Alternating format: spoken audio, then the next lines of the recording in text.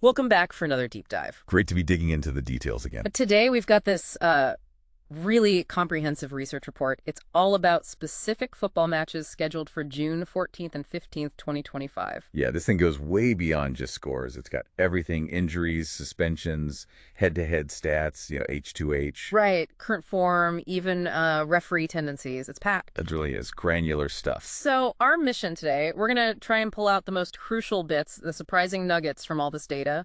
Basically, get you up to speed quickly without you having to read the whole report yourself. Exactly. Let's get into it. Okay, let's start with the UEFA Euro 2025 U21 Championship. First fixture, Spain U21 taking on Romania U21. What's the report's main angle here? Oh, the report is pretty emphatic. Spain are strong favorites. Really strong. Oh, yeah. Historically, they've dominated Romania. I think 8-1 on aggregate over their last few games. Plus, their stats for matchday one-shots, passing accuracy just way ahead. Okay, seems clear-cut. But didn't the report mention an injury concern for Spain? A defender? It did, yeah. Gerard Martinez out.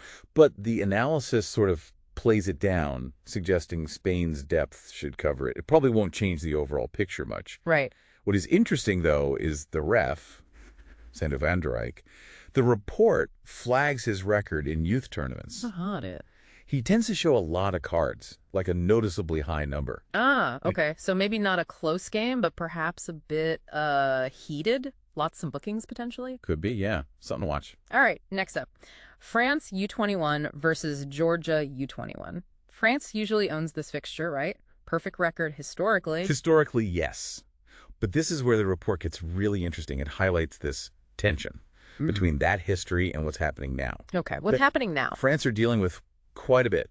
Multiple injuries, apparently, and also several key players got called up to the senior national team. So that classic U21 problem affects chemistry. Big time. The report specifically mentions a lack of team chemistry because of it.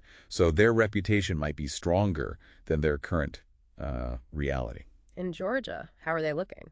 They're actually in good form. And they won their first game, 2-1 against Poland. So the report thinks this could be much closer than history suggests. Exactly. Georgia's current form versus France's current issues points to a potentially tight one. And the referee theme continues. It does. Jacob Sundberg.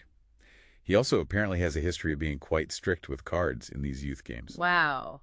Okay, so cards could be flying in these U21 matches. Last one for the Euros, Portugal U21 against Poland U21. Portugal's another big name, but similar story to France. Sort of, yeah.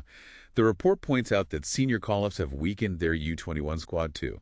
It impacts their cohesion, how well they play together, even if the individual talent is there. Makes sense. So don't just trust the big name. Right. And the report pairs this with Portugal having some potential defensive frailties. Well, Poland, even though they lost their first match, they have been scoring goals lately. They had a couple of high-scoring friendlies, 3-2, 3-3 kind of thing. So Portugal's defense may be a bit shaky. Poland can find the net, high-scoring game potential? That seems to be the angle the report leans towards, yeah. And guess what? Let me guess. The referee. Bingo. Nick Walsh, known for being strict in European games. So, yeah, expect the cards again, perhaps. Okay, let's switch gears. Away from the Euros, into some domestic leagues covered in the report, starting in Ireland. Yep. Premier Division first. Sligo Rovers versus Waterford FC. Here, the report highlights that Waterford seem to have the edge, both historically and in recent meetings. Anything else jump out? Both teams have got injury issues, apparently, and the stats suggest maybe both teams could score in this one. Okay. And down on the first division, Longford Town versus Cobb Ramblers. Now, this one, the report uses as a great example of current form just completely overshadowing history. How so? Cobb Ramblers are apparently on fire. Unbeaten in 8, won 7 of their last 10 league matches.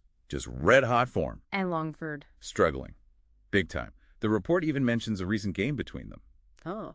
Cobb won at 5-0. So, yeah, the report is pretty clear. Current form is the decider here, not past results. Right. Let's hop over to Norway. The OBOS-ligaen, the second tier, Kongsvinger versus Sogndal.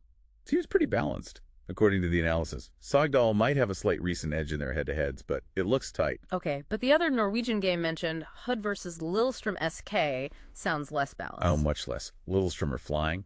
Top of the league, 5 wins and a draw in their last 6. scoring well over 2 goals a game on average. Impressive form. Plus, they historically dominate HUD.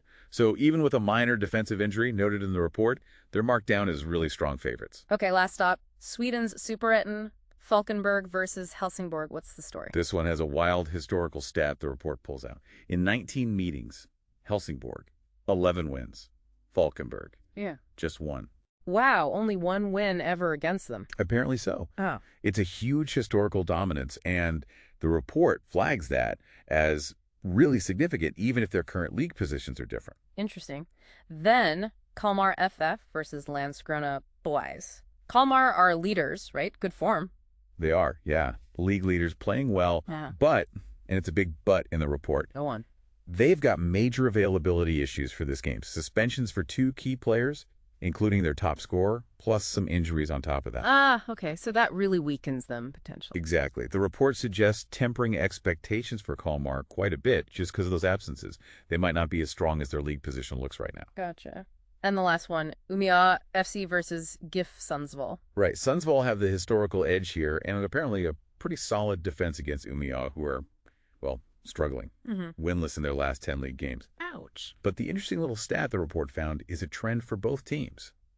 Their matches consistently seem to finish with under 2.5 goals. Low-scoring affairs tend to be the norm for them. So, wrapping this all up, what's the big takeaway from this deep dive into the report? I think it's really about looking, beneath the surface, beyond just who's higher in the league or who won last time. Yeah, things like the impact of senior call-ups on these U21 teams, that's huge. Or when current form just completely wipes out historical trends. Exactly. Or key injuries and suspensions hitting at just the wrong time, even down to a specific referee's habits. These details the report digs up can give you a totally different perspective. Absolutely. It's not just about the simple stats. Which leads to a final thought for you listening. Yeah. When you're looking at games like these with all these complex factors, how much weight do you actually give to those softer things? Like, potential team cohesion problems or a ref known for cards compared to the hard numbers like goals scored or head-to-head records? It's a good question. Where do you draw the line? Something to think about for sure.